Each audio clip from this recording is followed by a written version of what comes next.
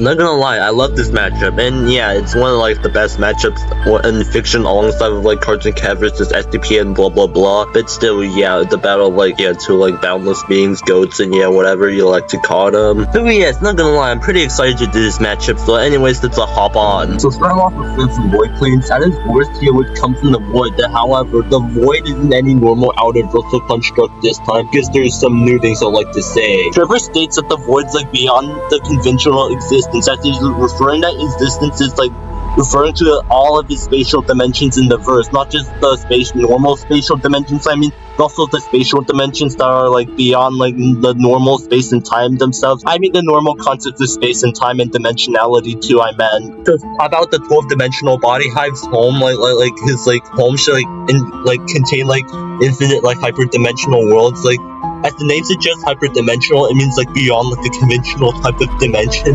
So meaning like if there's like infinite hyperdimensional worlds, it means that they could like possibly like transcend each other. This alone would be like outer-versal plus. However, it can get like to like high outer-versal plus or even extraversal, as like the meaning of like extraversal on like the CSP page says it's like basically like infinite outer-versal transcendence. Like one outer-versal transcendence would be high outer-versal, so basically yeah, there could be extraversal plus.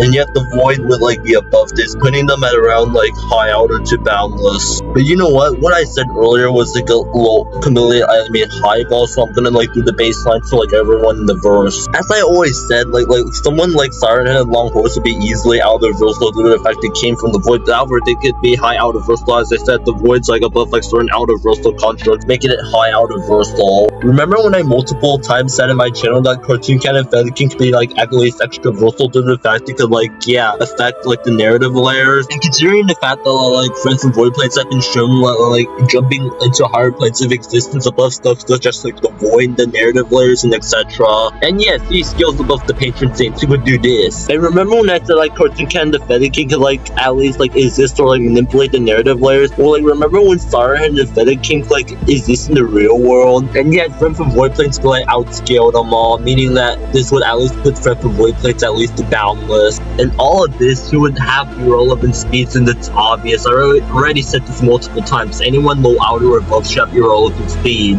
Now moving on to SCP-312, like at starting this, he would be like a threat to like the Elder Gods of the SCP Foundation, and he even destroyed Alagotha. First off, Alagotha was like said to be pataphysical.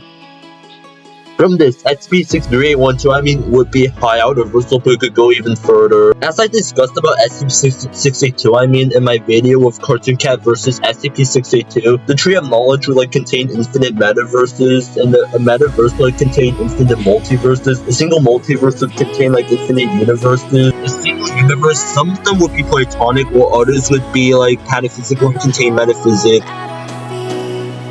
SCP-63812, I mean, is like able to like remove concepts from the noosphere, and he also survives Swan's attempt to erase them, and he can also exist in all realities in the SCP Foundation, which includes like the Patasphere, yes, a realm that's beyond the noosphere, and he can also exist in the Tree of Knowledge too, as is in another reality in the SCP Foundation. Apparently, I'll also learn them in this English branch. I use every single SCP I use against Trevor Henderson in this series are all in the EN branch or English branch. In this branch, I've really also like defeated the Scarlet King. Since I can't find any scan for this is the most accurate one I could find. So yes, in many of my videos, I mean, I discussed that Scarlet King is boundless, so meaning that SCP-312 will also be boundless, and all the evidence I provide here would get boundless. And for speed, it should be fucking obvious. Anyone low outer or above should have irrelevant speed, so meaning SCP-312 will have irrelevant speed easily. And now for the verdict. This is kind of hard to decide since both are boundless even without higher end scaling. This is kind of hard to decide. Well, if I have to choose, then they're both boundless of irrelevant speed with like similar stats. So if I choose, then yeah, it could go extreme, but I mean extreme diff with both of them. Will like yeah, it'll go either way. So